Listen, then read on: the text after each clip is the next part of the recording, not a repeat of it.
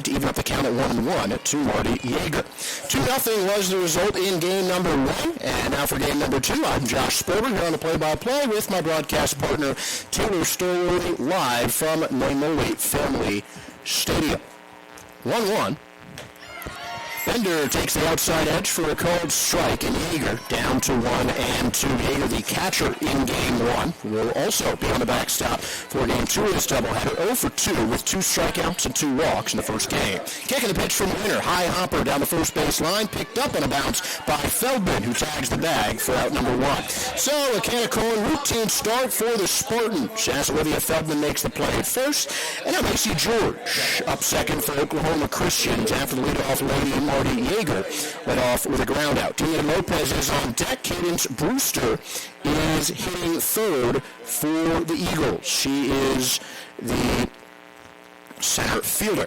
First pitch from Winters is outside on the heater, 1-0 the count to Macy George, who was the leadoff woman in the first game. After Cadence Brewster is her sister Kylie in the 5 spot. Callie Rupp, number 5 for the Eagles, hitting 6. Zaria Palmer, the designated player, hit 7th. Alan McDougal and Sydney Seat round out the Eagles' order as we now have a 2-0 count on Macy George, the breaking ball missing outside.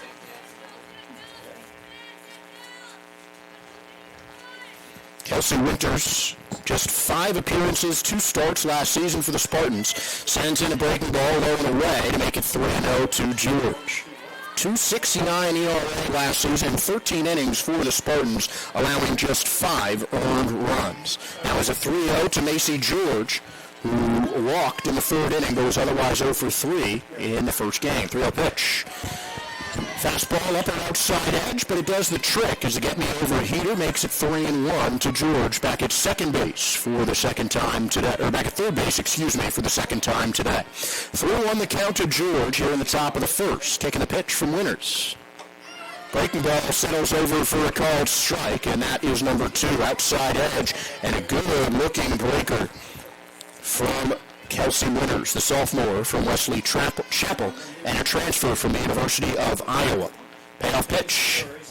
High hopper over the pitcher's mound, bouncing towards the second baseman. It's bobbled by Yetter. Throw to first is not in time, and that'll be a 1-out hit for Macy George. Could still be called an error, but that is likely going to be a single for Macy George.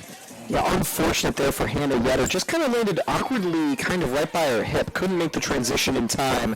And that gets George, who went 0 for 3 in the first game on base for the second time in the series. And it brings up Dina Lopez, first baseman and cleanup hitter in game 1. Moves up a spot in the order for the second.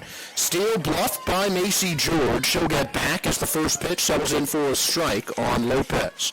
Dina, 2 singles and a fielder's choice, scored one run in her 2 for 3 appearance in the first game, but technically reached base all 3 times. Now an 0-1 count with a runner on first and 1 gone. Here's Winters.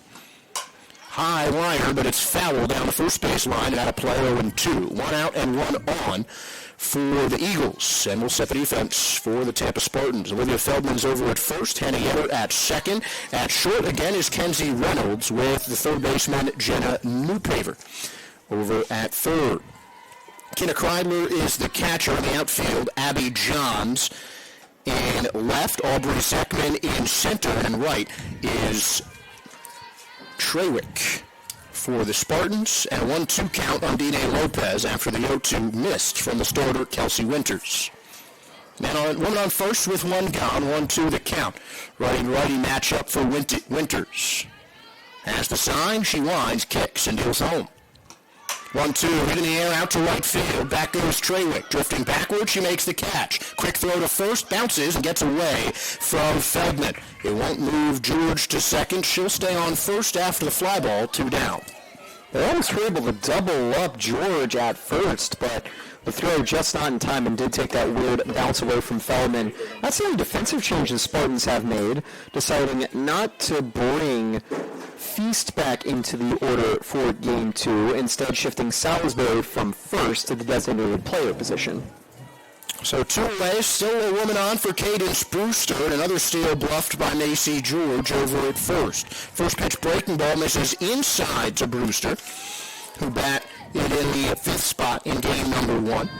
Had a sacrifice bunt in the second inning and finished the game 1 for 2.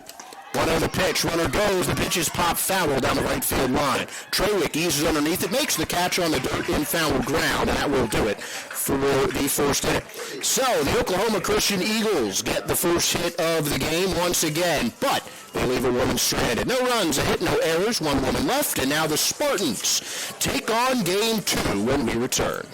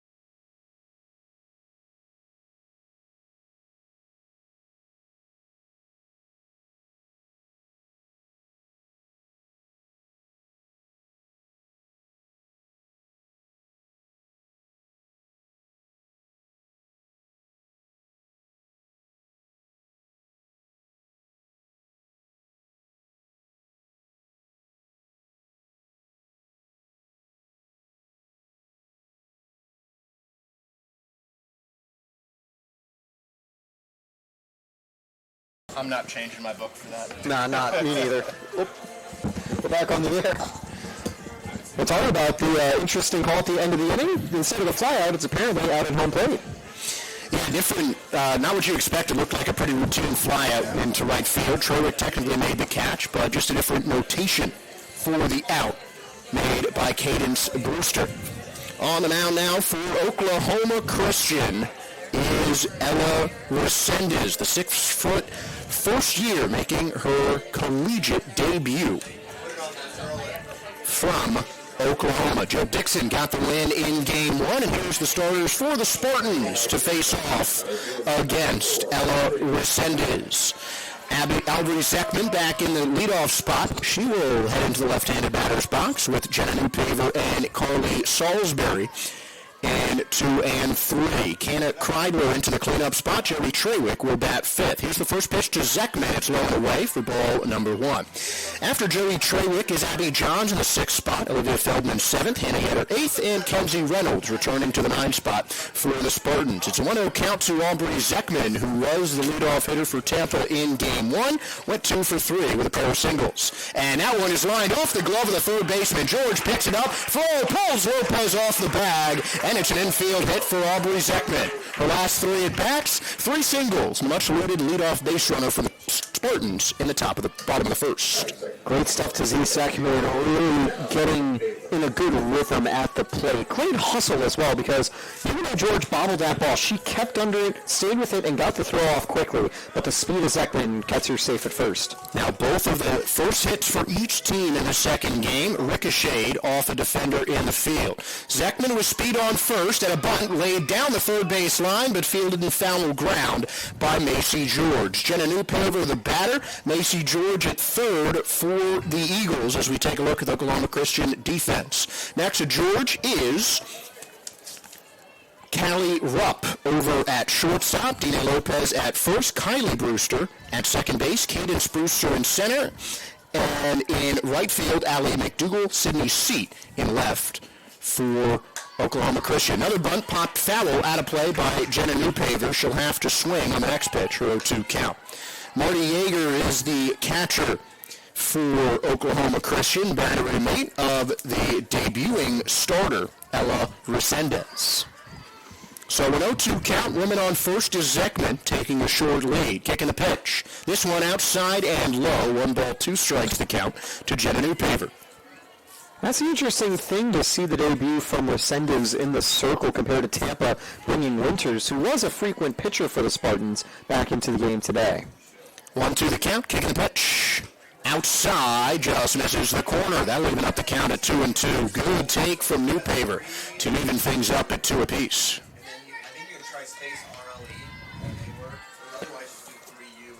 2-2. 1 on, nobody gone. Resenda deals. Hammer the other way, but it's foul, lined off the top of the Spartan dugout by Jenna Newpaver. Back to first goes Zekman, and we're still 2-2. Resendez, an Oklahoma native from Purcell, Oklahoma, 6-foot right-hander making her first collegiate appearance for a team that used 5 pitchers in 2025, one of them being Joe Dixon, who already got win number 1, 2-2. Taken the other way, fouled again. This one off the fence in front of Tampa's dugout, and we stay 2-2. One thing that definitely says is that throughout the preseason, Resendez must have really impressed Coach Shaylee Rodriguez, because there are some more experienced arms for this Oklahoma Christian rotation, but it's a freshman getting her debut against the defending runner-up, national runner-ups.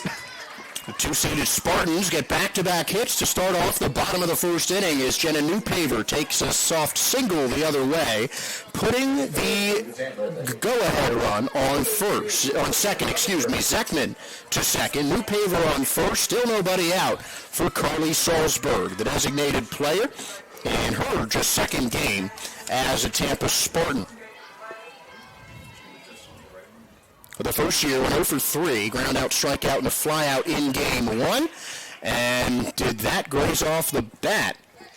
It appears it did. So instead of what will be a ball and a wild pitch, Carly Salisbury has a strike 1 on her because of the check swing. So Newpaver stays on first, Ekman on second, and it's 0-1 to Salzburg, who steps back into the batter's box. 2 on, nobody out, kicking the pitch from the first year. Bunt laid down again, sent right back up the middle, well placed. Salzburg is going to be out at first on the sac bunt, but she moves 2 runners into scoring position. Zekman is third, Newpaver to second, 1 gone on the sac bunt from Carly Salisbury. Like the call here, it sets up Kenna Kreidler for a perfect position with 2 in scoring position. And you definitely feel like she is due to get a hit right here. Was kept uncharacteristically quiet somewhat in game 1, even though she did go 1 for 3. 2 of those at-bats came to strikeouts looking. She usually is some of Tampa's best discipline, so kind of a rarity to see her get bested like that. But now she's taking on a rookie who could be having her welcome to the college show moment. And the first pitch to Kreidler misses outside.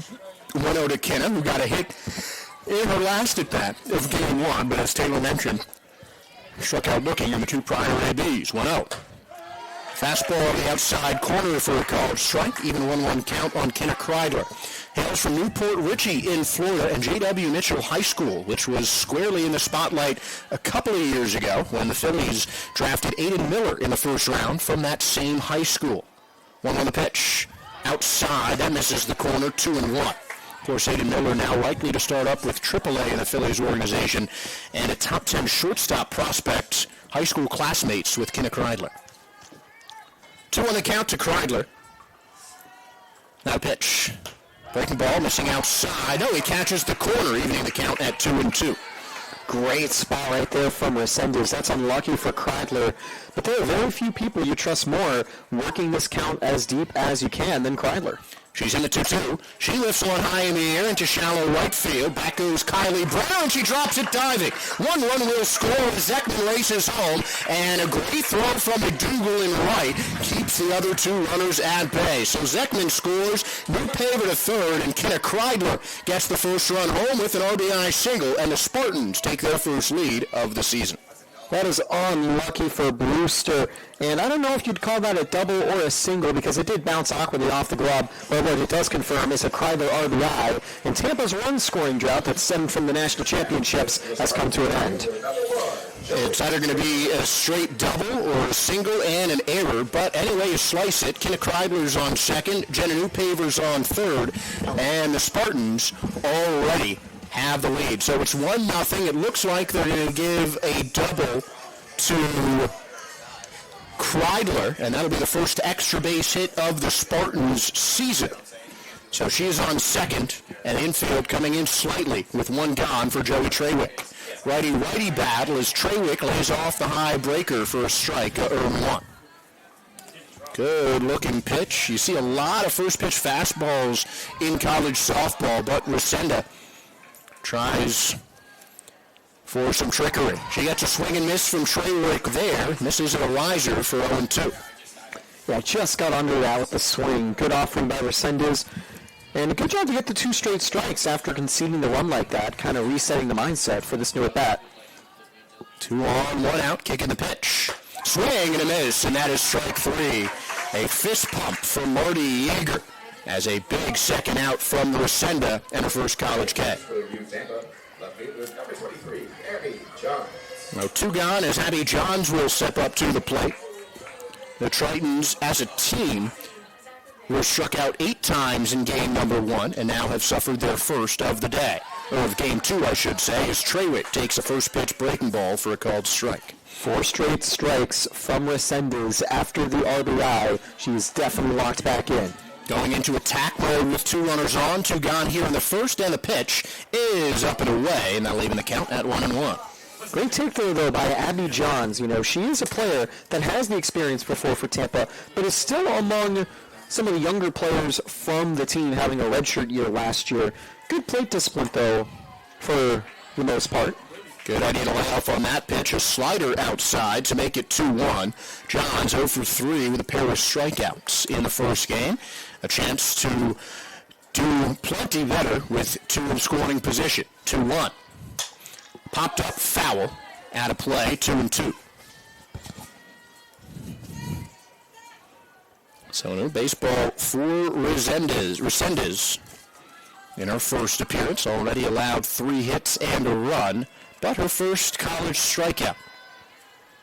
Looks for the side and has it. 2 balls, 2 strikes, 2 on, 2 outs. The pitch popped up, sliced backwards, and is it caught right in front of the net? It is dropped by the catcher.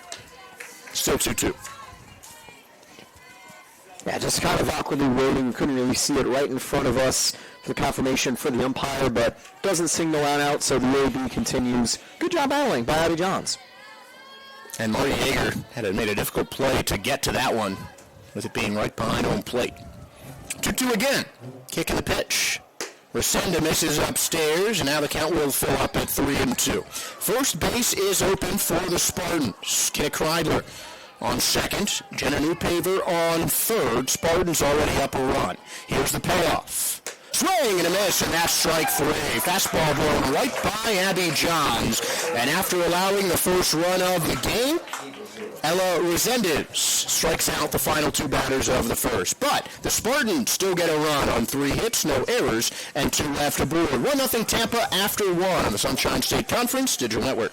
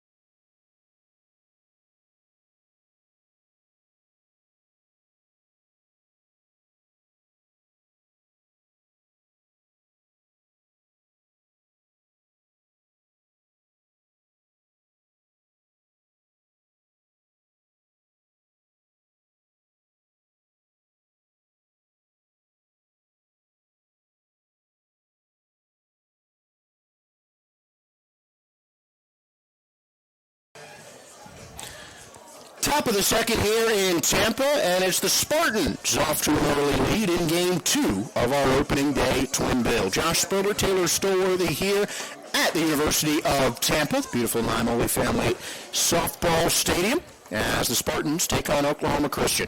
It was the Oklahoma Christian Eagles who took Game 1 2-0. And after this tangle with the Tampa Spartans in round 2 of the twin bill, they go to St. Pete across town for another doubleheader tomorrow. I will have the call of that on the Sunshine State Conference Digital Network as well from the campus of Eckerd College. But it is now Oklahoma Christian versus Tampa, and Kylie Brewster starts the second inning for the Eagles. First pitch is going to miss outside from Winters. It's a 1-0 count to Kylie Brewster. Her sister Cadence got the first out, or the final out of the first inning. Kylie, and moving down in the order after going over 4 with a K in the 2 spot in Game 1. Here's the 1-0. Weekly tap down the first base line, slowly rolling. It's picked up by the first baseman. Hurries the throw, and it's late. And Kylie Brewster beats out an infield single. Tough play for the Spartans as Olivia Feldman had to go all the way down the line, halfway towards home plate to make that play, and that is the second hit of the day for the Eagles as Kylie Brewster gets her first knock in the infield of the season in the infield. Great hustle, and it's a tough play for Tampa to get to. Not a guarantee that it's rolling out of place. You have to pick it up and you have to throw it. That's just a really good situation for the Eagles as they'll now bunt it and get another base runner. And a lined bunt at Carly Salzburg. She had to dive for a play to make happen, but couldn't get it done. Back-to-back infield singles. This one on a bunt from Callie Rupp. And here comes Kenna Kreidler for our first mound visit of the day, not initiated by Leslie Cantor. Nah, this is just one to talk to the infield and just kind of reset their mental because it can be pretty demoralizing to give up two singles off those weak contact swings. Great hustle by the Eagles though on the base path, you know. That's why you always give it your all whenever you put the ball in play. You never know what's going to happen. And even though those balls traveled a combined distance of 60 feet, they get two base runners on board, and already they've got the tying run in scoring position. And Kreidler is kind of a veteran stepping up to initiate the call in the circle just to get everyone back on track. Spartans started off the opening frame with back-to-back knocks. Now the same thing goes for Oklahoma Christian. In the top of the second is Aria Palmer. Fouls off a bunt attempt for a 1 count. She's the Eagles' DP for Game 2. You know, if it isn't broke, don't fix it. Not surprised they go right back to the bunt. Now, the first swing for each of these three ladies here in the second inning has all been a bunt attempt. Here's the 0-1. And another bunt right back at the mound. It's a perfectly placed sacrifice, but this time it'll get an out. Palmer is down 1-3. Kylie Brewster moves to third. Rupp the go-ahead run in scoring position on second as we get the first out of the frame. Now, one thing you got to be happy about if you're Oklahoma Christian, the two people on deck, McDougal and Seat, each picked up hits in the previous game. They were 1 for 3 respectively. So they've already put the ball in play to score, or potentially help to score in the past. So there's a chance they could do it again. Tampa's infield playing a little bit further in. First pitch to McDougal is taken for a strike. Curveball gets at the knees for an 0-1 count. Ellen McDougal not only had a hit in that first game, but it was the only RBI hit of the game, as the other one came from Callie Rupp in a sacrifice fly. So here's the 0-1. This one's straight on the line, down towards left field, diving, and Johns isn't going to get there. 2 runs are going to score easily as John runs into the corner. Rounding second and going to third is McDougal, and she's heading home. Cut-off throw is out. Inches away from a Little League home run. Allie McDougal still drives in 2 for the Eagles. And a frozen rope down the left field line makes it 2-1. But a great cutoff play in the Spartans outfield keeps it at that.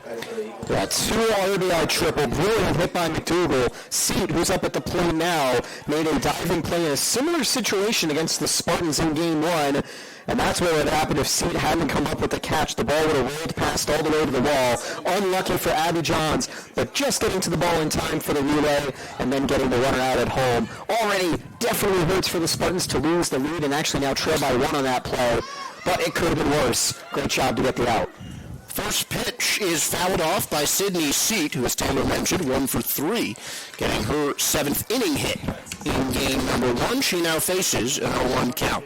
So a 2-run triple from Allie McDougal. I believe the credit is Johns, Reynolds, and Kreidler on the relay. So 7-6-2 to get the second out. But it's 2-run Oklahoma Christian as Seat takes a timeout. She's back in. Here's the 0-1. Fouled off again down the right field line and out of play. Good job to recover there for Winters, getting 2 quick strikes. Similar to what Resendez did after giving up the RBI double to Kreidler, rallied with 2 straight strikeouts. Wonder if we'll see the same from Winters. Now the 0-2. Hit on the ground, but foul down the first base line and into the Oklahoma Christian dugout. It's still no 2 count to Sydney Seat. 1 for 3 thus far on the season. I think you got to go off speed again here. Seat was ready for the changeup that time, waited for the swing to happen, even though she did swing at a pitch pretty far off the plate. 0-2. This one hit on the ground, slowly rolling towards short. Scooped up by Reynolds. Whips the throw to first in time as Salisbury makes the snag and ends the second inning. But not before Oklahoma Christian erases. So 1-0 deficit. They get a pair of runs on 3 hits. No errors and nobody left on base. At the end of an inning and a half, Eagles 2, Spartans 1 on the Sunshine State Conference Digital Network.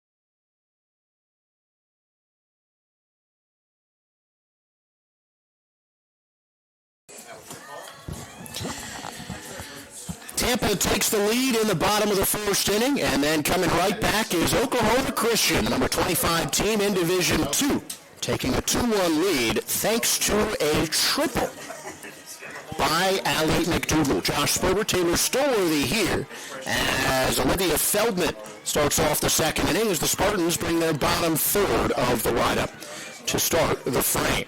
So Feldman, Yetter, and Reynolds, with Feldman having to make some tough runs from first base in the field in that top second. She swings, and it's the first pitch high in the air out to shallow right field. McDougal eases underneath it, calls off Kylie Brewster, and makes the catch. 1 pitch, 1 out to start the second. So can a corn fly out for McDougal, and that'll bring up Hannah Yetter, the second baseman in both of the first 2 games of the season for the Spartans. Yetter 0 for 2 with a fly out and ground out in game number 1. Lefty-righty battle for Yetter for her first year with the Spartans out of Winter Garden, Florida, in West Orange High School. Goes around on the first pitch, a riser to the outside that starts off the count at 0-1. Yetter still looking for her first college hit in her third collegiate at bat. 0-1 to Yetter, 1 gone, nobody on. 1 run separates the Spartans and Eagles. Now it's 0-2 as the breaking ball settles over the outside edge for a called strike. 0-2 to Yetter. Kenzie Reynolds waiting in the on-deck circle for the Spartans. Kicking a pitch from the first year, Resenda. 0-2 is upstairs, just above the letters, and that's a good take from Yetter to make the count 1-2. Excuse me. Taking a look at Yetter's numbers last year, she actually picked up a .304 on base percentage, although she only had 2 hits compared to 5 walks in her limited appearances. So, she's doing a good job of getting on base, but would love to get her first hit of the season right here. 1-2, cut on and miss, and that is strike 3. Third strikeout of the game, and third in the last 4 at-bats for Resendes, excuse me. That is exactly the response that Resenda needed after giving up that initial run. 3 strikeouts and a flyout on the last 4 batters. So 2 quick ones. And she gets a swing and a miss from Kenzie Reynolds to make it a 1 in the second. And that 1 flyout, the non-strikeout in the last 4 at-bats, a flyout on the very first pitch to Olivia Feldman to lead off this second inning. Now it's 0-1 to Reynolds. 1-1 as the fastball misses upstairs. Kenzie, a Game 1 starter in the 9 spot as well for the Tritons, grounded out twice, and she's 0 for 2 on the day, but made a couple really nice positions over at short, or plays in the field, I should say, over at the shortstop position. Now here's the 1-1. Upstairs on the riser, 2-1. Good take by Reynolds. Not easy to let off those high, hard ones, especially on the rise balls here. So it's a 2-1 count. Now the pitch. Early swing and a foul by Reynolds, evens it at 2-2. Sent it right back to the netting. 2 balls, 2 strikes, 2 outs. Eagles looking for their first 1-2-3 inning of game number 2. As Resendez sets up, winds, kicks, and deals home 2-2. Check swing, did he go? Appeal to the base umpire says she did not go, and the count will fill up 3-2 on the closest of close calls on the check swing. Definitely imagine Eagles fans won't be too happy about the call, but they can't fight City Hall. It's now the full count where Resendez to Reynolds. To keep the inning going, payoff pitch, fouled back, we'll do it again. Reynolds definitely doesn't have the prettiest walk to strikeout rate if you look at last year's numbers, 3-20. This is a great chance to try to turn it around for 2026. Something you would expect from younger players, though. Usually a higher strikeout compared to walks in their first few seasons. Check swing again, and it's a walk. Good job by Reynolds to let off of that outside fastball. Very close to catching the plate. But it's the first walk of the day for Ella Resendez. So 2 gone and a run aboard. Kenzie Reynolds now on first base. Aubrey Zeckman up for the second time today. Single and a run to her name already. Half swing towards left, right into the path of Sydney Seat, who eases underneath it for the final out of the second inning. The Spartans threaten with a 2-out base runner, but nothing doing. Oklahoma Christian still up 2-1 after 2 here at Holy Family Stadium.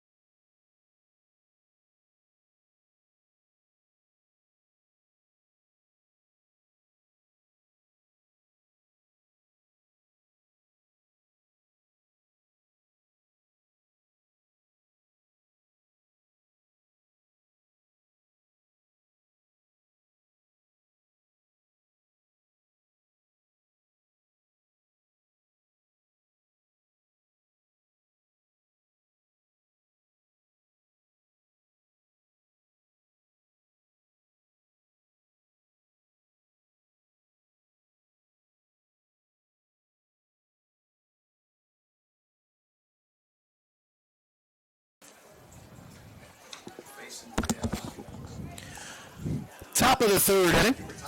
Oklahoma Christian out to a 2-run lead. Bottom of the first, Spartans got one, and then a 2-run triple in the second gave the Eagles an advantage. Now the lineup card is turned over for Marty Yeager. Leadoff woman to start off, and she lines one out to right field on the first pitch of the frame, right at Joey Trawick. 1 pitch, 1 out, and that's how you start the third.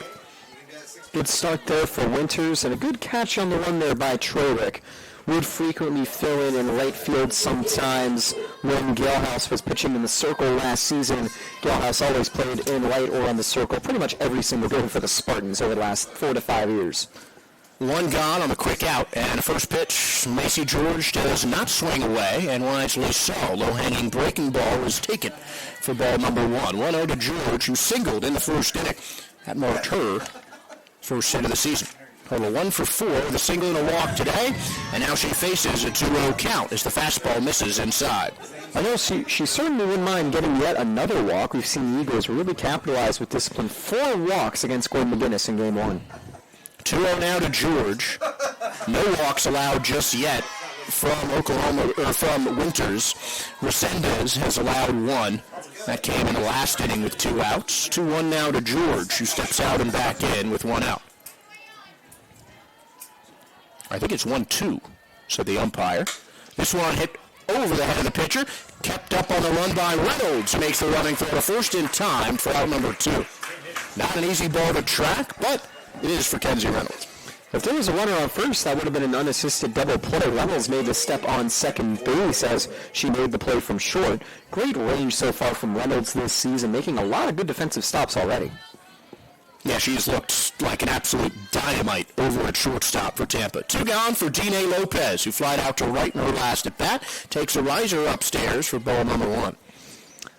I think obviously you look at the MVP from Game 1 for Oklahoma Christian being their starter in Joe Dixon, but it was a great performance as well from Lopez with those 2 hits, with that fielder's choice, eventually coming home as the first run of the game. It was a great day at the plate for her, although she'd like to get off to a better start here after her flyout previously. Facing a 1-1 now as Lopez had 2 of Oklahoma Christian's 5 hits in game number 1, a 2-0 win over the Spartans. Breaking ball in the dirt, now it's 2-1 to Lopez, first base starter in each of the first 2 games of Oklahoma Christian's season. 2 gone, Odeon, 2 on the lead for Oklahoma, and a 2-1 pitch upstairs, 3-1.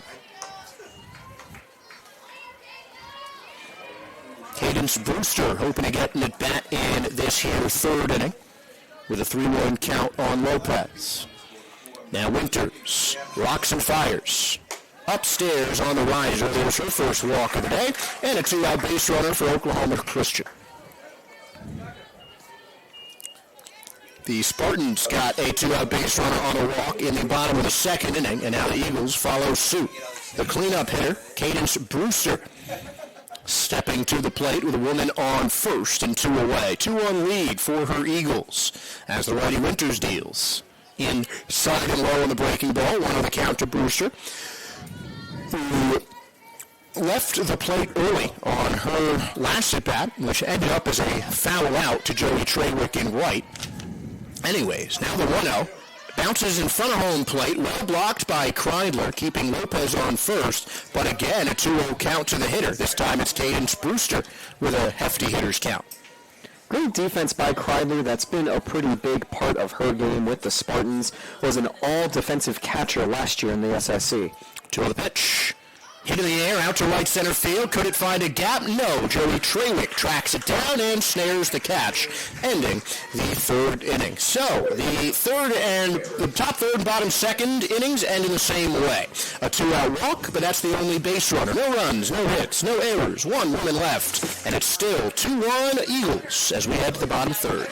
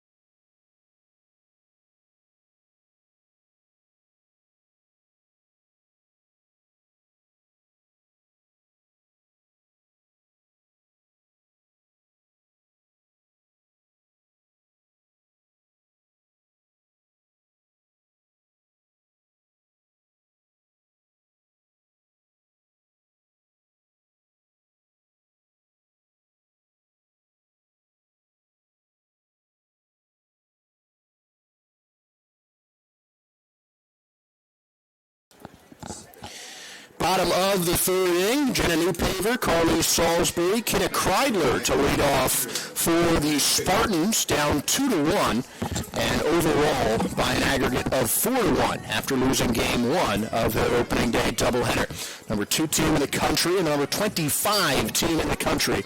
As the Spartans, one of 3 ranked teams in the Sunshine State Conference, an impressive showing for the Division II softball poll. Certainly was. It always shows as well how strong the competition is here in the South region. Obviously, not the start Tampa wanted with their 2-0 loss, and not necessarily the start they'd like here, trailing 2-1. But they got plenty of time to find the 1 or 2 runs to make the comeback happen. So the bottom third, 0-1 to Newpaver, misses well off the plate, and that'll even up the count at 1-1. And I've talked to a lot of coaches in this conference, Taylor. I'm sure you have as well. And I think something that I've heard from all of them is that this conference is a gauntlet, or this conference is just difficult. And there's some variation of that you'll hear from every single coach in the Sunshine State Conference as Newpaver fouls off a heater to make it 1-2. And I think another way you can kind of see that is because very rarely do you see the same team come out of this conference to the national championships every single year. There's always a new team that's able to do good, and Tampa's consistently been one of the best teams in the region, but they've had plenty of playoff defeats here and in the regional and super regional before eventually making it to the national championships last year. So that answers a testament to how good this area of the nation is always at softball. And with the Pac-12 no longer existing, I think it's pretty safe to say that the Sunshine State Conference is the new Conference of Champions. R.I.P. Bill Walton. 1-2 to Newpaver, third baseman who singled in her first at-bat. Now the kick and the pitch. Taken the other way towards left. Seat is in very shallow left field. Easy play for her to make the grab and the first out in the third. This outfield for the Eagles is very, very deeply moved in, where they were for Newpaver, for the designated player Carly Salisbury. The outfield backs up to normal-looking depth with one gone here in the bottom third. Yeah, they also played a bit shallower in Zekman's last at-bat, and it worked out perfectly because her pop-up, which could have landed in no man's land, went right to Seat to end the previous frame. Salisbury takes the first pitch for a ball, 1-0 the count to the Spartans DP, laid down a sacrifice bunt in her first at-bat of Game 2 back in the opening frame. It was successful, though. Put Newpaver and Zekman in scoring position, with one of those two coming around to score. 1-0 is upstairs. Breaking ball misses. Now a 2-0 count to Salisbury from Resendez. Off the field, she likes to do work with Little League softball, volunteering to help from time to time. So even though She's not always going to be at the plate or using a glove at first base. She tries to stay connected with the game whenever she doesn't have to worry about suiting up. It's a shallow fly right into Sydney Seat's glove, who took a couple steps in before making the catch. Seat has now recorded each of the last 3 outs, dating back to Zekman's flyout to end the second inning. So 2 flyouts to left field start off the third inning. Now 2 gone for Kenna Kreidler, an RBI double to her name so far today. Base is empty, though, for Kreidler. If she'd want to add something to the scoreboard, she'd need to get a lot under this one. 2 gone. First pitch coming to Kenna. Missing outside from Resendez, and it's a 1-0 count. That's the one thing I think Resendez has had some trouble with today. She's looked pretty great, besides for a little bit of trouble in those first 4 batters of the game. But she's moving the ball around well. Not usually, though, able to get those first pitch strikes as that one's fouled back by Kreidler, caught off the net by Yeager, so it's a 1-1 count. And I think a big thing as well is that it was similar to Dixon in Game 1. She would struggle in the early counts for those first 3 innings. But once she hit inning number 4, she was just lights out, getting early, ahead, and just mesmerizing Tampa batters left and right. 1-1 now coming to Kreidler from Resendez. Missing upstairs, 2-1. Kreidler actually got the most recent hit for the Spartans in today's game, a 1-out double in the first inning. Since then, only one Spartans base runner has been allowed, a 2-out walk to Kenzie Reynolds in the second. 2-1. Kreidler hits a hard ground ball foul down the third base line, evening the count at 2-2. One thing I'm curious about is whether we'll see some bullpen usage from either team. Tampa would love to rely on Winters for a while, but given that they're not playing until next week, maybe you see 1 or 2 of the freshmen get a chance, maybe to pitch an inning or 2 to see what they can do before everyone will be active for a pretty active 4-game weekend on the road at Embry-Riddle. And Oklahoma Christian does not have that same kind of luxury as the fastball just misses outside to fill up the count on Kreidler. The Spartans don't have another game until February 6th, the week from yesterday, against Mississippi College in Daytona, but a doubleheader tomorrow for Oklahoma Christian. Payoff pitch is hit in the air out to right center field. It's into the gap, but Brewster is on the run. Calls off McDougal to make the catch and end the third inning. So for the first time in Game 2, the Spartans go down in order, and after 3 innings full, it's the Eagles leading Tampa 2-1.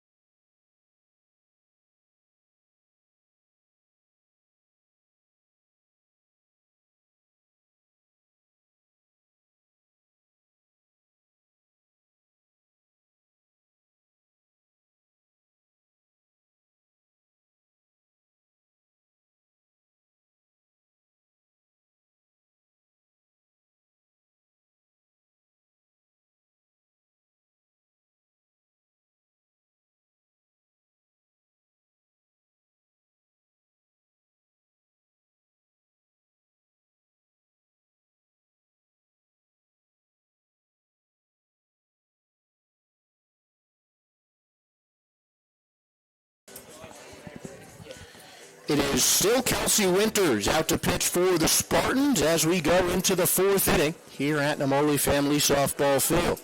The sun has been taken mostly out of our field of view, leaving the lights on here in Tampa in a mostly shaded Namoli Family Stadium. It's a 2-1 advantage for Oklahoma Christian, 4 hits to Tampa's 3, and all their runs coming in the top of the second inning. But definitely a better offensive showing from the Spartans in Game 2 than compared to how they started the season, a 2-0 loss. Yeah, it's definitely important to think about what happened for that first inning. Tampa was able to chain some things together, but since then, Resendez has been able to reset and lock back in, similar for Winters, who had a pretty solid third inning. I would love for her to get back on track here in the 4th. She is kind of the odd player out of Tampa's pitching staff last year, only picking up a couple of outings in her first year as a Tampa player after transferring from Iowa the season before. And her first pitch of the 4th is fouled away by Kylie Brewster, who singled and scored in her first at-bat, leading off the second inning. 0-1 count to Kylie, and as I mentioned, kind of going off what Taylor said, really. Kelsey Winters, the youngest pitcher who got into a game last season, going 0 for 1 on 2 starts and 5 total overall appearances. This one is ripped into the gap, left center field from Brewster, and that is going to fall in between Zekman and John. Zahn scoops it up, but by the time it gets into the infield, Kylie Brewster is on second base with a double. Second extra base knock of the game for Oklahoma Christian, and Brewster with 2 hits on game 2. Yeah, the first extra base hit came from McDougal. And if my math is correct, I believe that's their first extra base hit of the season.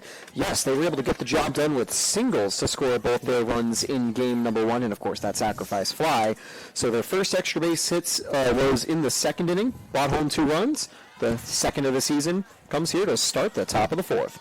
Callie Rupp takes the first pitch outside. She also singled and scored in the second inning. Coming home on the Allie McDougal 2-run triple. Kylie Brewster's on second. Here's the 1-0. This one hit on a line out to center field. Barely movement needed for Zekman, who makes the grab for an easy out number 1, holding Kylie on second base. Kind of surprised that they didn't call for a sacrifice bunt there. I think if it was Coach Cantor in that situation, she would definitely do that to try to move it along. So either they really trust Rupp in the situation, or they were hoping to try to strike the iron while it's hot. And you have 1 out, so there's still some time to work with. That being the first out of the inning, as Zaria Palmer spits on an outside fastball to take ball number 1. She had a sacrifice bunt in her first at bat, crucially moving the 2 runners into scoring position, preceding the Allie McDougal triple. 1-0 now to Palmer, kicking the pitch from Winters. Inside, that is just going to be called a strike, catching the corner and evening the count on Palmer, 1-1. Yeah, Palmer didn't feature in game 1, so we're getting to see the freshman for the first time in her second collegiate at-bat. Well, technically it's her first official collegiate at-bat, with the sac bunt counting as a plate appearance. This one sliced foul, ricocheting off the netting and out of play to make the count down to 1-2. So this technically the first official at-bat for Palmer if it doesn't end up in another sacrifice fly, walk, hit by a pitch, or anything of that ilk. Now that you said hit by pitch, it's probably going to be the way this at-bat ends. Let's hope not. Never like seeing someone get hit with a softball. 1-2 the pitch. Just missing outside, 2-2. Except if it's my brother. Yeah. I throw softballs at him all the time. Or if it's like one of the ephus pitches that is going super slow. That's where it hurts the least. It is funny when, it's a baseball game, it's a big lead in the 9th inning, and someone gets hit by an ephus pitch and then acts like they just got crunched with a Liberty Bell or something. Swing and a miss by Palmer there, and that is blown by her by Kelsey Winters, turning up the heat for her first K of the day.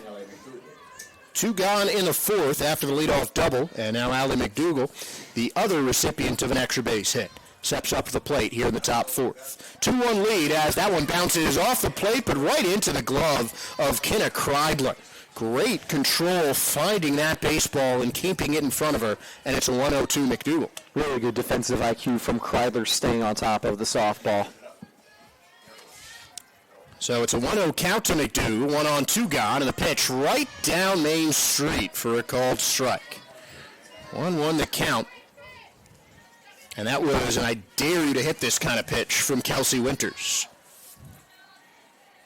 2 gone, 1 on, 1-run lead for the Eagles. The pitch, 1-1, popped up, shallow in the infield by first base's Feldman. She makes the grab, and that'll do it for the 4th inning. Hot start to the inning from the Eagles. A leadoff double on the second pitch of the frame, but Kylie Brewster remains stranded on second. No runs, a hit, no errors, 1 woman left, and we're halfway home here in game number 2. Spartans 1, Oklahoma Christian 2 on the Sunshine State Conference Digital Network.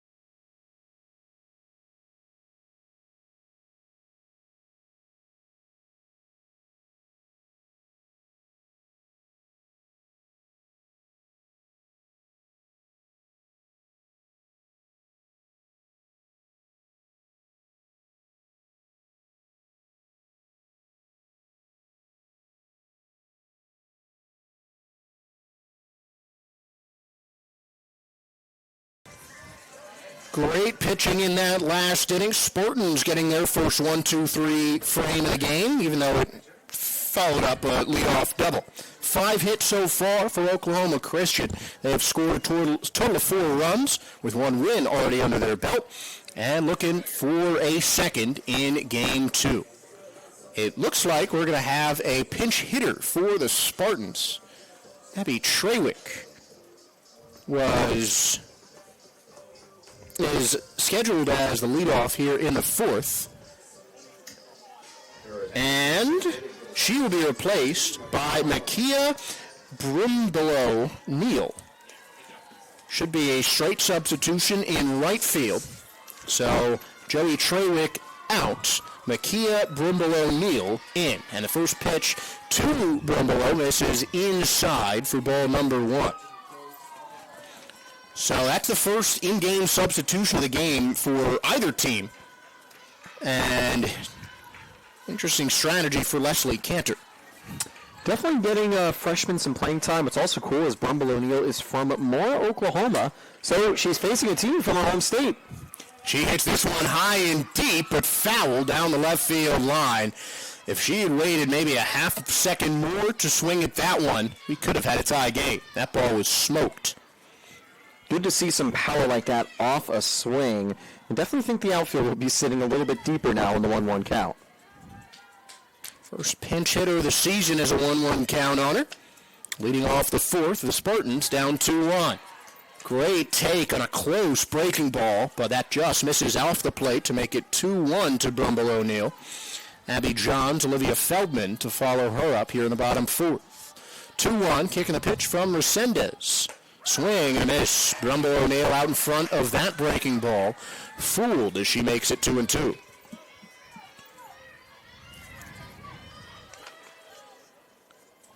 Two balls, 2 strikes. Still no one out here in the bottom 4th. Here's the pitch. Popped up, shallow right center field. Back goes the second baseman, Kylie Brewster, in front of her sister, Cadence. Makes the catch, going back for out number 1. Looks like another change going to be made. It's going to be Riley Haggis entering the game. So, Abby Johns, another outfielder, taken out of the game. And Haggis from Huntersville, North Carolina, making her career debut. Interesting to see whether these changes stick defensively or if they're just changes at the plate, and we'll see Johns and Trawick back on defense. After the first out, here's the first pitch. Popped foul right next to the Spartans dugout by Haggis. 0-1 the count. The 5'10 first year, one of the taller players on this Spartan roster. Kreidler leads the way at 5'11", but Haggis is not too far behind at 5'10". The 0-1. Popped up again down the left field line. Playable for George, and foul ground. She makes the catch to the way. Now let's see if it's going to be Feldman. Actually, no. It looks like they're going to be bringing Bella Campbell for this plate appearance. Well, no, it's still Feldman. Campbell does have the bat on deck, though, I'll mention. So Campbell might be replacing Hannah Yetter, who was the initially scheduled on-deck hitter. It's still Olivia Feldman, who hits a high fly ball out to left, and that one is caught by Sydney C. Easy 1-2-3 inning for the Eagles. Spartans still without a run after the first inning. They trail 2-1 after 4.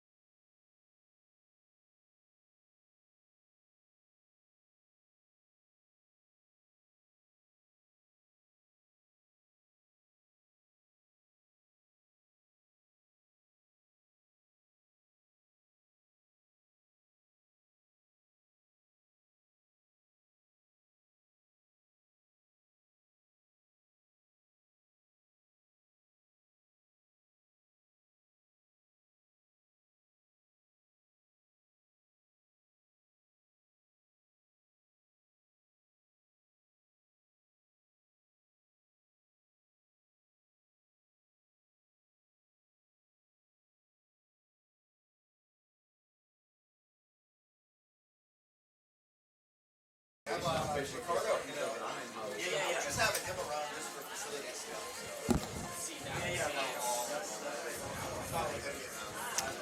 pitcher coming in for the Spartans to make her professional debut, Holly Steffes, the first year out of Palatine, Illinois, replacing Kelsey Winters, who finishes today in line for the loss with 2 runs, both of them earned, on 5 hits in 4 innings, 1 walk, and 1 strikeout.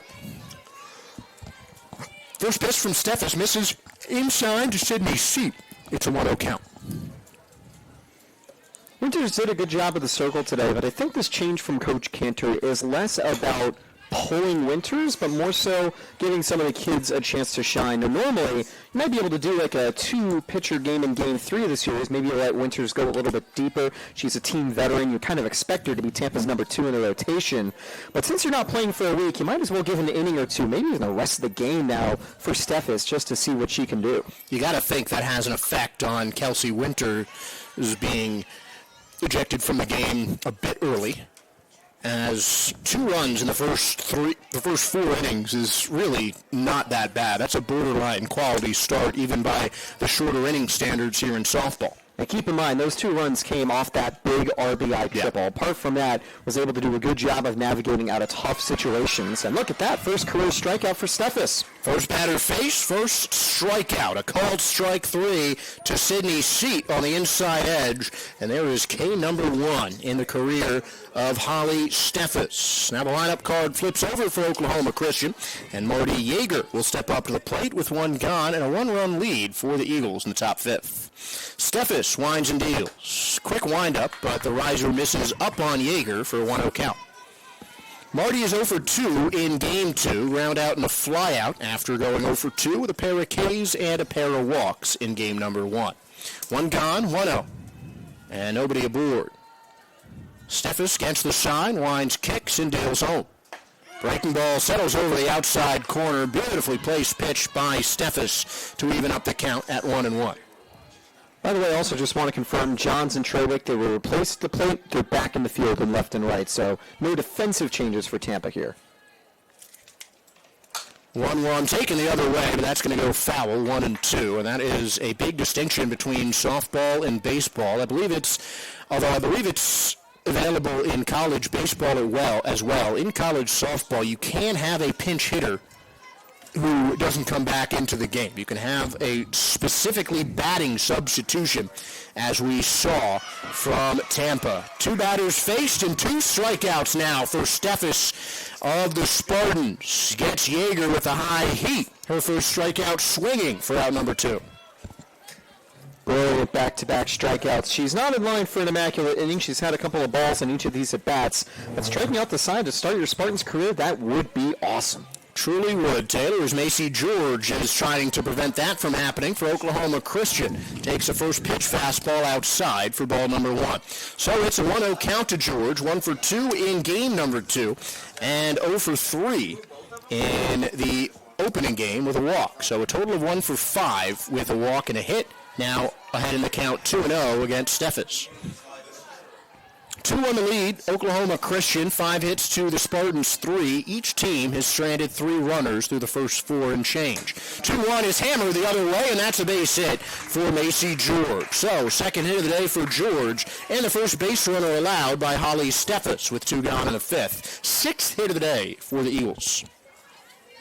That is a very clean base hit right there into left field. After the error earlier today, though, good recovery from John. She's done a good job of getting in front of some balls.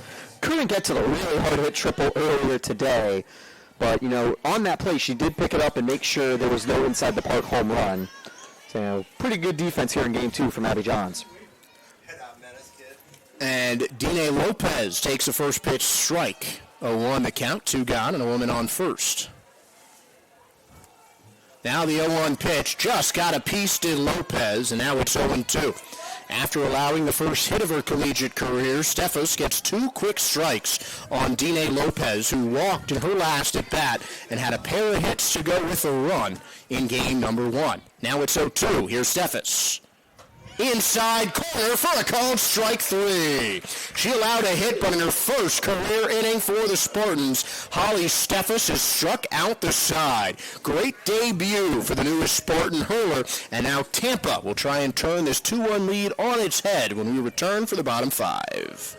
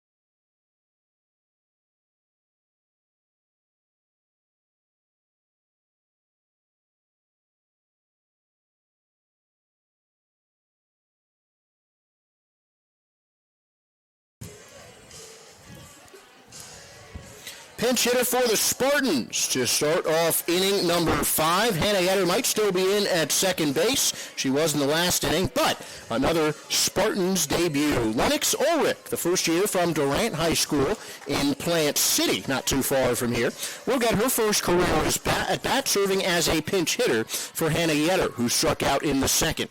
Still Resendez on the mound as that one is popped in the air, foul ground. George can't get there, neither can Rupp, so it's a 0-1 count to Lennox Ulrich. Going from one of the taller players in Riley Haggis to one of the smaller players in Lennox Ulrich, only 5'1", that's tied for smallest with Abby Johns, but it also gives you the smallest strike zone, so it can be kind of annoying for opposing pitchers to work around. That strike zone cut down a couple inches for the lefty, who loops one in the air. That's going to fall into left center for a base hit. Tritons pick up their first knock since the first inning, and pinch hitter Lennox Ulrich came through in the clutch, putting the tying run on first to lead off the 5th. Wonder if they'll keep her on board. Looks like they are, which is definitely an indication of speed. Or are they going to have Yetter back in for a runner? Nope, it's going to be Ulrich. Yeah, still Ulrich at first. Kenzie Reynolds now representing the go-ahead run, drawing a walk in her first at-bat with a woman on first base. 4 hits for the Spartans. This one bunted right back to the mound. Only play is to first, and Resendez gets Kenzie Reynolds on the sacrifice. But Ulrich to second base, and now the tying run is in scoring position with one gone in the 5th. I think that's a smart move. You know, Kenzie Reynolds, she did have that walk earlier, but throughout most of her career, she's been a sub-200 hitter. I think it's a good idea just have her lay the bunt down, and that is going to get a call to the bullpen. Yeah. The first middle of the inning substitution we have seen today, because when we saw Winters check out, it was for the top of the 5th during the inning break. But here I believe Resendez will be exiting stage left after a solid 4 innings, but now with a runner in scoring position. 5th-year manager Shaylee Rodriguez did point to the first baseman, Dine Lopez. That might be because Lopez is on next to pitch. It could mean that they're using their call to the bullpen elsewhere. Until we know for sure, we'll take a quick break. And after this pitching change, which actually looked like that was a long chat with the head coach, Shaylee Rodriguez. So, Ella Resendez, we thought she was going off. Turns out she's staying on. 4 hits and a run allowed through the first 4 innings and change. Woman in scoring position is Ulrich. Zekman bounces one back to the pitcher. It's bobbled, and no throw to the first base bag. Ulrich goes to third, and Aubrey Zekman beats out an infield hit and puts 2 aboard for her second hit of the second game. Maybe a sign of relief for Resendez, because she could have easily been picked up on the air there, but maybe the ruling that she couldn't have done much on that play because it was at an awkward angle. Yeah, and coming off the mound, even with the less incline for softball compared to baseball, still not easy. And a sacrifice bunt pulled back. The throw goes to second late and immediately back home to make sure Ulrich stays on second. So the Tritons' first stolen base of the season belongs to Aubrey Zekman, who lands on second base with a swipe. Zekman is a first year, so that is also her first career stolen base. 1-0 count to Jenna Newpaver. She hits one towards the shortstop bobble, but both runners stay put. Zips the throw to first, it's late. And that should be an E6 to load up the bases with one out in the fifth. That was a bad throw from Rupp. Not that it was a bad throw because it pulled the first base player off the bag, but more so a bad decision. Because if the runner took off from third, she would have scored because the first base player would not have had time to turn and fire it back to home plate. In that situation, just hold on to the ball, let the bases be loaded, and then wait for the next batter. Sure, it's scary. It's Salisbury. She's had some pretty good hits already. She had a sacrifice bunt. But that was just kind of doing a little bit too much. And if it was dropped at all by Lopez, or even worse, got away from her, it could have been disaster. But a really good spot now for the Spartans. For the Spartans, they have the bases jacked and two runners in scoring position. The tying run on third in Lennox Ulrich as the first pitch to Salisbury is in for a called strike. Aubrey Zeckman, the go-ahead runner, on the second base bag, and on first is Jenna Newpaver. It is ruled an error first of the season by Rupp. Poked foul off the end of the bat by Salisbury. That drops the count to 0-2. I love that first pitch from Resendez, a fastball right down the middle. For a freshman to do that in this situation shows that she's got no fear out there, and that's exactly what you want to see if you're considering going to the bullpen, because you're seeing that, oh, the player's feeling fine, I got to let her get out of the jam myself. Salisbury combined 0 for 4 in her first collegiate game, and that might change it. No, it's foul. Looked like a solid rope down the right field line, but just strips out of play for Salisbury and the Spartans. That would have been down the alley, could have been almost a bases clearing play if it stayed fair. We've seen some big triples and extra base hits down there before. Kate DeSimone did that one time. Trying to remember if she had an inside the park home run or just a triple on the play, but still those are very dangerously hit balls, just like the triple we saw earlier on the other side of the field. Bases loaded, one gone, an 0-2 count on Salisbury. Big pitch from Resendez. Upstairs, well caught by Yeager. Keeps the count alive at 1-2 as Salisbury lets it whiz by. If it was at the birdcage across the street, if that got behind, it could have brought the runner home, but it benefited the softball field here. Everything's a little bit closer in, so if it got behind her and bounced back, probably not enough time to advance. 1-2. Outside on the fastball. 2-2 the count on Salisbury, evening things up on a tough pitch to take. Yeah, I mean, that is a great pitch to swing at if you're the pitcher because it looks like a fastball and you don't want to let that fastball go by you, but great discipline by Salisbury. Bases full of Spartans. 2-2. Swing and a miss, and that's a huge strike three for Ella Resendez. First strikeout since the second inning for Ella, her third of the day. And 2 outs in the fifth inning, meaning the sacrifice is off the table for Tampa. Out of the frying pan, but into the fire because it's Kenna Kreidler, Tampa's most dangerous player. 2 gone, bases jacked. She takes the first pitch strike. High on the outside edge, it's 0-1 to Kenna Kreidler. She has that RBI double that came back in the first inning. There's 1 for 2 in the second game. On the pitch, outside on the breaking ball, 1-1. Bases still loaded for the Spartans. 2 outs. Zeckman, the go-ahead run on second.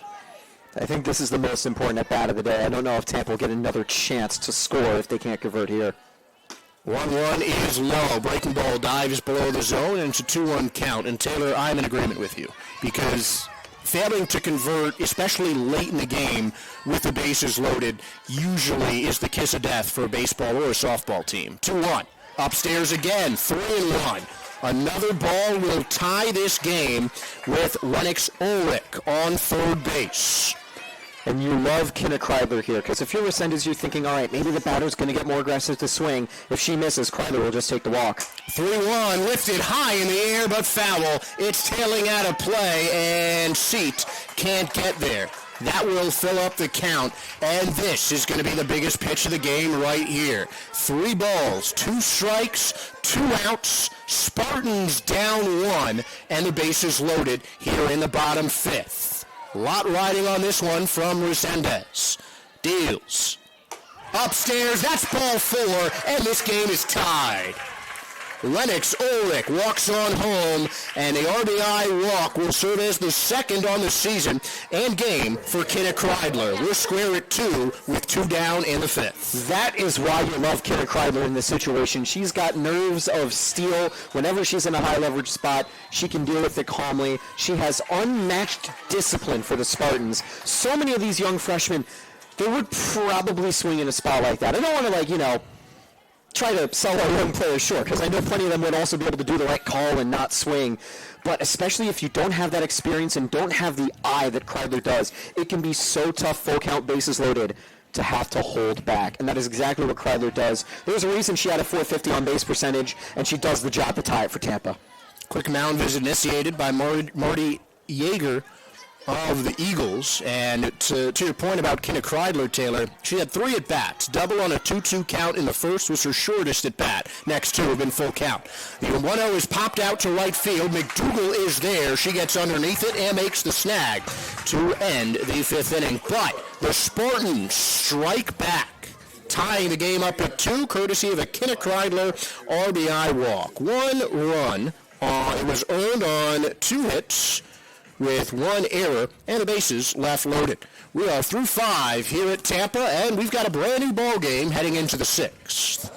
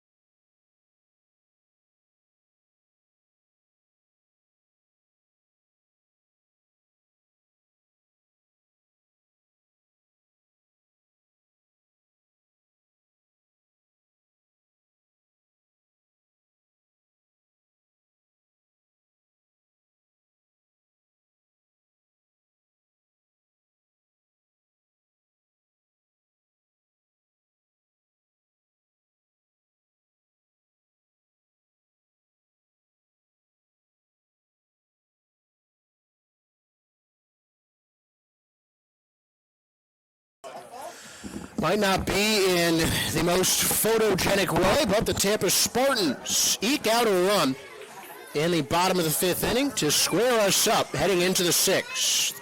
The Spartans still have Holly Steffes on the hill, getting Kelsey Winters out of Dodge. She will not get a decision in her first game of the season. Her first start ends with 2 runs on 5 hits, a walk and a K in 4 innings of work. Steffes to face the heart of the Eagles' order. Brewster, and Rupp as Cadence Brewster ignores the first pitch outside for swings the first pitch, strike number 1. Great start for Steffes already out of the bullpen. 3 strikeouts in her first inning of work. Not in line for the win right now because Tampa only converted for 1 run with the bases loaded. But now has a chance to potentially get in the win column and her debut if Tampa's offense can respond in the very next frame as well, or in the 7th as well, if they maybe end it with a walk-off. That could be fun to close out opening day as it turns to opening night. 1-1 to Cadence Brewster. And here's the pitch from Steffes. Hard grounder right back up the middle for a base hit. Talk about a worm burner for the 7th hit of the day and second of the season for Cadence Brewster. Really good job getting on base so far for the Eagles. A little bit less so in this game, but that is the 8th base runner that hasn't come on off a fielder's choice or error. And one Brewster begets another. Cadence on first. And the twin sister, Kylie, gets to the plate. Diving attempt at first base for Feldman. Keeps the ball in front of her, but Cadence is back at first safely on the back pick. So it's no 1 count to twin sister Kylie Brewster, who is 2 for 2 today, single and a double, and a run scored. 0-1 now to Kylie. Cadence leading off first. Kicking the pitch. Runner goes. High hopper towards the mound. It's scooped up by the pitcher. Only play to first, so Steffes goes there and gets out number 1. Kylie Brewster out on the 1-3. Cadence Brewster to second on the grounder. It wasn't a sacrifice bunt, but did the exact same job getting the runner into scoring position for Rupp. Really productive out, you could say, even though she probably would have preferred if it bounced over the head and ended up being a hit. Yeah, that could have been trouble if that bounced over Steffes into the middle. This one hammered out to right field, but into the path of Trawick.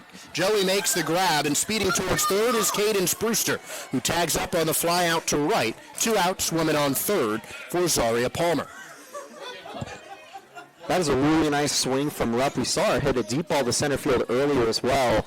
This time, a little more shallow, but still enough to advance the runner again. If Palmer extends the inning, most likely it would give the Eagles the lead. Runner on third, 2 away. Here's the pitch. Palmer rips a grounder the other way, but foul, 0-1 the count, as that dribbles into the Spartans' dugout. Apart from the circle, we've seen multiple changes for Tampa today at the plate. No changes apart from the circle for Oklahoma Christian, except for Palmer, who's the DP today, or game 2. Palmer didn't play in game number 1, 0 for 1 with a K in game 2, and now she gets an even count at 1-1 with a riser missing upstairs. Zaria, a first year from Arkansas, making her collegiate debut. 1-1. High hopper again. This one over the pitcher's glove. Weird bounce towards second. Bobbled. And that gives Oklahoma Christian the lead. It should be a single. That took a strange bounce on the way to Yetter. But it will be a run scored as Oklahoma Christian quickly retakes the lead 3-2. Yeah, I think the runner would have been safe if Yetter had picked it up cleanly, so we got to award that as a hit. And sadly, that is an earned run for Steffes in just a very unlucky bounce. The Eagles have made the most on those infield singles, and they strike again here in the top of the 6th. It seemed like it was going just right up the middle, a high bouncer over the pitcher's head as the first pitch misses outside to McDougal to start her off with a 1-0 count. But it just took a weird bounce almost right as it tried to hop into Yetter's glove over at second base. That's a tough break for the Spartans. Now the 1-0 inside, and it's 2-0 as that one misses to McDougal. 0 for 1 in her last at bat. 1-1 to McDougal. 0 for 1 after tripling in 2 in her first at bat in the second. Now woman on first with 2 gone. Here's the pitch. Swing and a miss. Hefty hack at the high heat. And McDougal can't touch it. 1-2. Really nice riser there from Steffes. Got the whiff she needed. And after conceding that very unlucky hit, I know she'd love to pick up a 4th strikeout to end the inning. 2 outs, 1 on, 1 run across. The 1-2 check swing, and I think it hit off the bat. So they'll keep that at 1-2, or it'll be ball 2. Either way, the at-bat continues. Almost went all the way around for a swing, and if she didn't, it would hit her instead of the bat. Could have ended the inning with a hit by strikeout. I don't think that's the actual term, but it should be the term. Still a 1-2. Up and away on the fastball, 2-2, as Kreidler has to stand up to grab that one. No relation, though, to Ryan Kreidler of the Detroit Tigers, who made his major league debut this past major league season. 2-2 to McDougal. Steffes just missing low and inside. No, it's a late called strike 3. So after the RBI single, Steffes pumps in her 4th K of the day and has ended her first 2 career innings with a K. But 2 hits and 1 run scored put the Eagles back ahead. 1 run, 2 hits, no errors, 1 left, and we head to the bottom 6. 3-2 lead for Oklahoma Christian.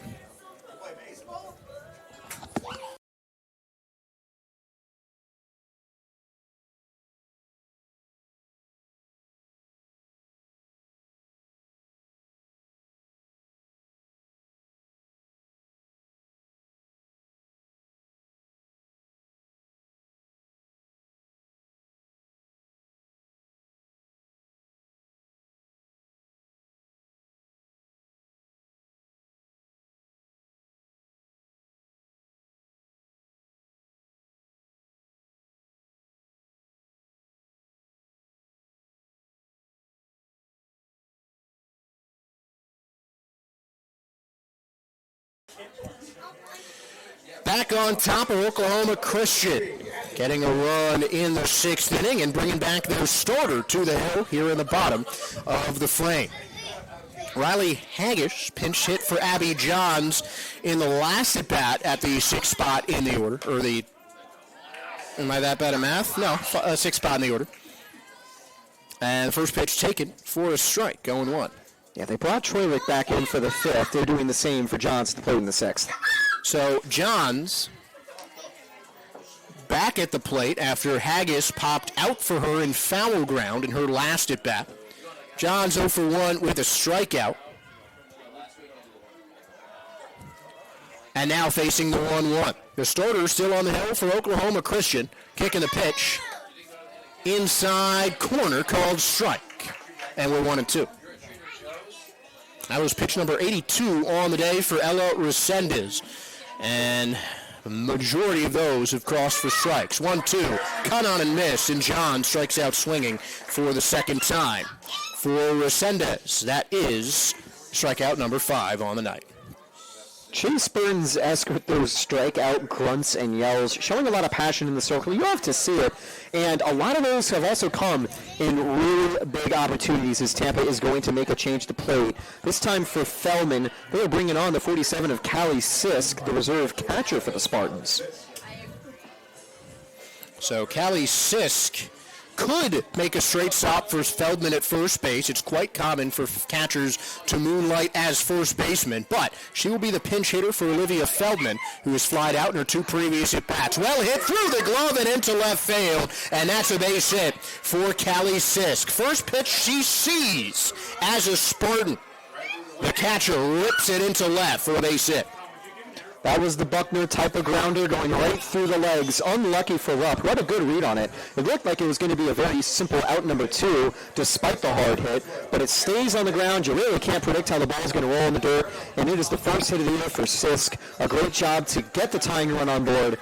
And it looks like she'll stay in terms of speed compared to Fellman. They're pretty similar. Let's see what they do for, is it Ulrich? No, they're going to bring Yetter back into the game. Surprising move that they don't, because Ulrich scored the tying run and singled in her first collegiate appearance. Hannah Yetter back on the field for the Tritons after returning at second base. She faces a 1-0 count to start the inning. So third time was a charm for Spartans pitch hitters, though, as Sisk got the first knock of the 3 Tampa pinch hitters in today's game. Swing and a miss from Yetter there, 1-1. Reynolds is on deck, but I wouldn't be surprised if Tampa wanted to go to the bench for Reynolds, who's a little bit more of a defensive specialist at short. 1-1, bunted right back to the mound. That's enough of a sacrifice to get Sisk to first, but the throw goes home as Yetter lays down the sacrifice bunt to move the tying run in a scoring position. 2 outs, and we will have a pinch hitter for the Spartans, Cam Feast, who started in game number 1 for Eckerd, going 0 for 3. Yeah, with her game 1 struggles earlier, she was replaced, but she carries a lot of experience as a junior transfer to Tampa. She actually had a couple of home runs last season, doing a pretty good job across the board. 2 home runs, 4 doubles, and a triple with a 208 average at Florida Gulf Coast. But of course, ironically, I would say that batting here at Tampa is going to be harder than batting sometimes at the D1 level, given how batter unfriendly power hitters can have their action be. Obviously, if you hit it over the outfielder's heads, it's great. You're getting doubles and triples every single time. But if the outfielder is played deep enough, doesn't matter how hard you hit it, you're very rarely going to escape the fences. But I do like the call to Feast right here to try to really convert in this high leverage spot. And Kenzie Reynolds, who she's replacing at the plate, is 0 for 2 in game 1. A walk and a sac bunt, in game 2. First pitch is a called strike to Feast, 0-1. So, as you said, Reynolds definitely could be more of a defensive specialist, and that is the call to the bench here. High fastball just misses upstairs to Feast, and it's 1-1. 1 ball, 1 strike, 3-2 lead for Oklahoma Christian, with the Spartans having the tying run on second. Now it's 2-1, same location. Risers on back-to-back pitches, miss upstairs, and it's a 2-1 count. 2-1, like the count already for Feast. Kicking the pitch. Hit on the ground towards third. It's scooped up fairly by George. He goes to first. Off a bounce. Play is made by Lopez. And the tying runner is stranded at second base. So the Tritons leave another runner stranded in scoring position. No runs, a hit, no errors. 1 woman left. And we head to the 7th inning, where once again the Spartans trail. This time 3-2 against Oklahoma Christian.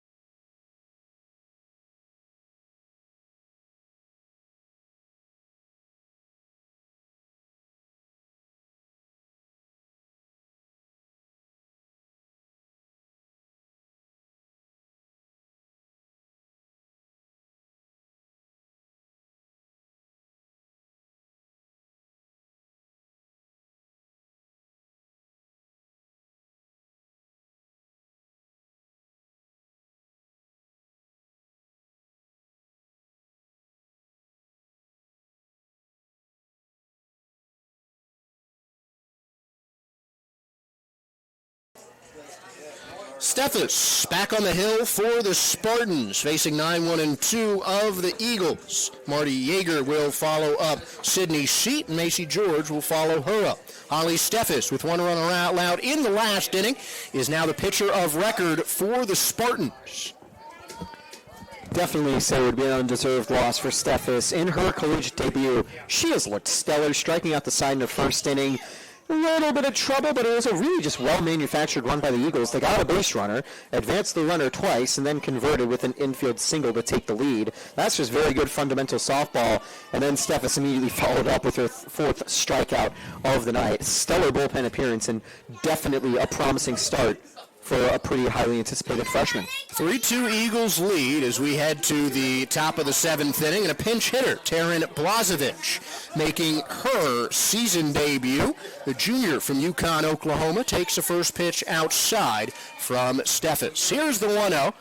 Holly deals. Ooh, that's a plunking on the back. And the pinch hitter, well, gets hit. Blazovic to first to lead off the top seven. This might be where Seat comes back on as a pinch runner potentially, although it looks like they're going to keep Blazovic over at first base. Interesting that they did the call to a left-handed batter, and I think they're doing the same right here with another call to the bench. Actually, no, it is Yeager. They're going to make the change back to Seat for the pinch runner. So Seat comes in as the pinch runner after Blazovic gets hit by a pitch. Sydney Seat, by the way, was 0 for 2 with a strikeout in the second game after going 1 for 3 with a strikeout in game number 1. So Seat takes a break at the bat and now leads off of first base after a leadoff hit by pitch to Taryn Blazovic. Now it's Marty Yeager returning to the plate for the fourth time in game 2, 0 for 3, struck out in the fifth. First pitch from Steffes, bunt pulled back, a laser beam to the low part of the zone that misses for the 1-0 count. I do feel bad for Blazovic. She was holding onto her arm on the way back to the dugout. Hopefully it's just still stinging. Hopefully it's nothing serious, because it is possible to get an injury off it by a pitch like that, but it does do a good job to take one for the team, arguably, to get on base like that. But again, hopefully she's all good for the games tomorrow at Eckerd. 2-0 to Yeager now, and I mean, you got to remember that the softball itself is twice the size of baseball. It's softer, but when it's coming in a 70-mile, I think it's a 70, somewhere in the 70 to 75 mile an hour range of a softball pitch is equivalent to over 100 miles an hour of a Major League Baseball pitch, with the distance from bump to home plate, 60 feet in softball, 90 feet in the Major League, and with a bigger ball that isn't harder material-wise, it's going to hit harder.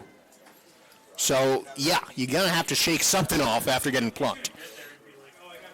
Quick mound visit ends. Each team with a mound visit in the last inning, or their most recent inning. And now the 2-0 to Yeager. Taking the other way out to left field. Oncoming and diving is John. She makes the catch for the first out. Throw cut off at second, but getting back to first in time is Sydney Seat. Abby Johns with a thrilling catch out in left field, her second diving stop of the day. That is what you call redemption for game one, when she couldn't pick up that clean ground ball.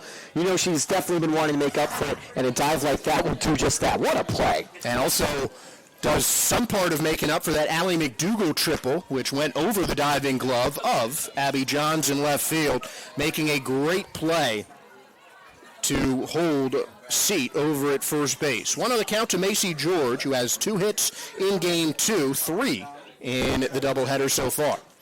Next pitch missing outside, and that is going to make it 2-0. Second at bat in a row. Oh, never mind. That's actually 1-1. So the umpire showed 1-1, and that's the count to George. Kicking the pitch up and away. There's ball 2, and it's 2-1. So 2 balls, 1 strike the count, confirmed by the umpire. George with a single in her last at bat, the only base runner of the 5th inning for OK Christian. 2-1 pitch. Outside and low, 3-1. I wonder if Cephas is getting a little bit tired, getting called out of the bullpen like this. Probably going a little bit harder velocity, so maybe tiring out just a little bit quicker. I don't know if Tampa's got anyone warming up, though. They do not. And now 3-1. Outside, that's ball 4, and 2 on with 1 out.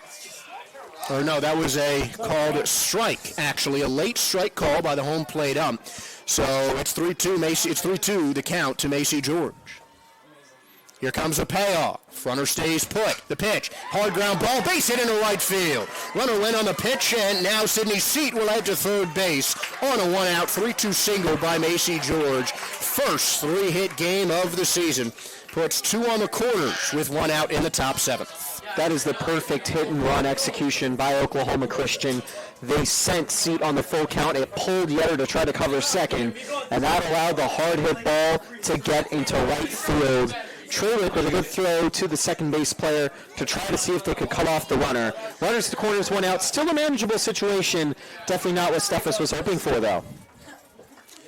So runners on the corners, one out. Spartans in a pickle as the first pitch rise ball misses upstairs to Dine Lopez. It's a 1-0 count to the Eagles' first baseman. She's 0 for 2 in this one with a strikeout looking in her last at-bat. Ended the fifth inning after Steffes struck out the side, 1-0. Upstairs, 2-0. If I'm Oklahoma Christian, I am sending the runner on this next pitch. Because if that throw from Criday is a little bit awkward, or she just commits to the throw, you can send the runner home for a double steal. Or Criday has to go and check on the runner, and you get a free stolen base. Well, looks like they listen, but could be in a pickle. High fly ball out to right field. Backtracking is Macy George as that one is caught by Treywick. Throw comes home on a bounce. It is late. And a sacrifice fly scored Sydney Seat. And a much-needed cushion of a run on a sacrifice fly from Dine Lopez. That's got a sting for Treywick in right field. She couldn't have done much better on that throw to home plate. It was on target. It was almost on time. But Seat's got some speed and makes it home safely. Doesn't have a long distance to run, but still was a relatively close play at the plate. I don't know if Ronald Acuna could have made that throw home from right field. That was just great speed from Seat and hit to the perfect part of right field. First pitch bounced foul by Caden Brewster.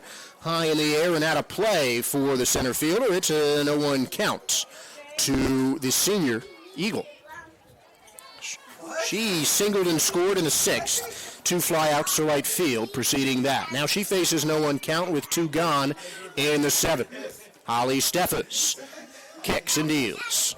Popped up, foul once again. This one could be playable. Feldman tracks underneath it, reaches back and makes the grab to end the seventh inning. But after a close play at the plate, the Oklahoma Christian Eagles strike again. One run coming in on one hit, no errors, and one woman left aboard. Last chance for the Spartans. They trail 4-2 as we go to the seventh.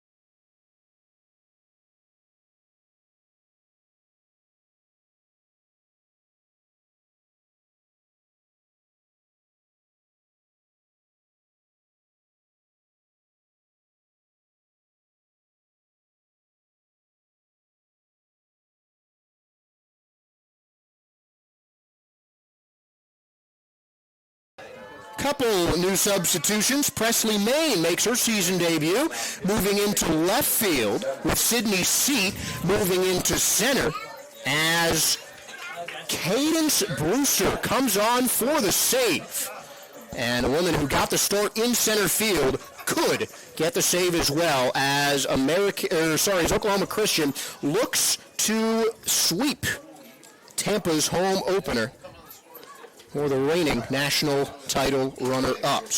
So Cadence Brewster replaces Ella Resendez, who is in line for the victory, finishes with 6 innings of work, 5 hits, 2 runs allowed, one of them earned, 5 strikeouts. She did not walk a single batter. I'd call that a pretty good batters, excuse me. I'd call that a pretty good collegiate debut with that stat line. did a really good job to escape a bases-loaded jam. She did give up the tying run, but the Eagles offense had her back, giving her 2 extra runs. And Brewster, who picked up 2 saves last year, was looking for her first this year.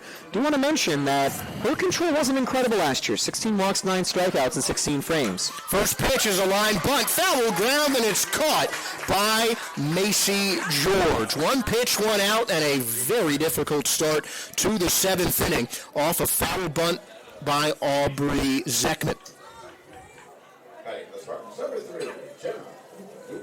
So 1 pitch, 1 out to start the 7th as Jenna Newpaver steps up to the plate for the Spartans.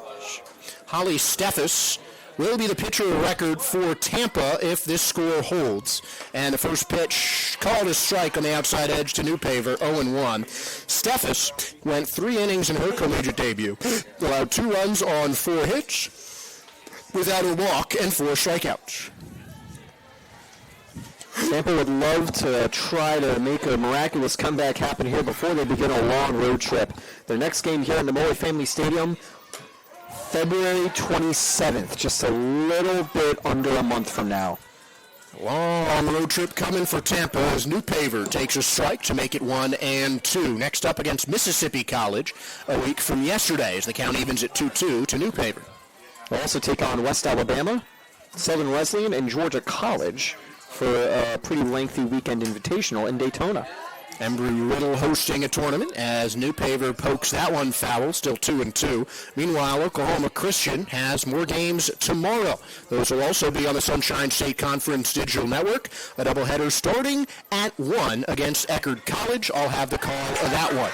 And they're 1 out closer to it as Newpaver swings and misses at a breaking ball in the outside corner. 2 outs for Cadence. And just like Tampa, the Eagles are also going to have 4 games back at home in Edmond, Oklahoma for a pretty active weekend of tournament softball as well.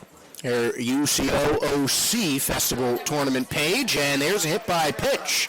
Each team has got a plunking. Carly Salzberg to first base on a hit by pitch, and now the tying run will come to the plate. 2 outs, and here comes Kenna Kreidler with a woman on first base in Salzburg, who reaches for the first time today. Kreidler always dangerous. First pitch to her is low, 1-0 the count, as Cadence Brewster misses low on the change. Her sister Kylie behind her at second, and that might be where Carly Salzberg is running as she leads off of first. Next pitch, a called strike on the inside corner, count evens at 1-1. Tight inside corner from that home plate umpire, but it's been consistent with both teams. 1-1. Up and away, 2-1, as that one misses wide of the zone to Kreidler. On deck is supposed to be Joey Trawick, who was pinch hit for by Makia Brumbo-Neal in the last inning. That they hit 3-1 now as the breaking ball bounces into the glove of Marty Yeager. Would be dangerous to bring the winning run to the plate, but do keep in mind for the Spartans, they don't have any outs to give. 3-1 the count, 1 on, 2 outs. The pitch, called strike 2. Late strike call by home plate ump, and now Kenna Kreidler is down to her final strike. 1 on, 2 outs, tying run at the dish. 4-2 Eagles. Payoff. Weekly grounded toward third. This should do it. George goes all the way across the diamond and completes the sweep of the doubleheader for Oklahoma Christian. So the Sunshine State Conference starting off in deficit as the Tampa Spartans fall 2-0 and 4-2 to the Oklahoma Christian Eagles to start off their season. Starting the year at ranked second, will likely drop after losing 2 games to the 25th ranked Oklahoma Christian Eagles, who will try and stay in the win column when they return to Sunshine State Conference action against the Tampa Spartans tomorrow. Holly Steffes takes the loss. Ella Resendez gets the win. Cadence Brewster picks up the save for Oklahoma Christian as the Spartans fall 0-2 to start their season. Winters, 4 innings, 2 runs allowed, 5 hits, and a strikeout. Steffes faced 3 fewer batters in 1 fewer inning, and Steffes will take the loss. For Brewster, her 3rd save in the last 2 seasons, and the Spartans will now not have a home win in the month of January February in 2025. For my broadcast partners, Taylor Stolworthy, who you can hear shortly on the Tampa lacrosse broadcast coming up in about 30 minutes from right across the street. My name is Josh Spurman. On behalf of our fantastic student-led crew here at the University of Tampa, we want to welcome you guys to softball season, to spring sports season, as again Taylor Stolworthy will kick off lacrosse season for the Spartans as the defending national champions look to make another title run. 7:30 that one starts here on the Sunshine State Conference Digital Network. For the Oklahoma Christian fans, if you go to the Sunshine State Conference Digital Network website tomorrow at 1 or noon Central, you'll see the start of Oklahoma Christian's twin bill facing off against the Eckerd Tritons. I will have the call for that, and Taylor and I will be back here on Sunday for more Tampa lacrosse to kick off the month of February. So plenty to do in the Sunshine State Conference over the weekend. But once again, for the fantastic student-led broadcast team here at Tampa, my name is Josh Spurman. On behalf of myself and Taylor Stolworthy, thank you for starting the Spartans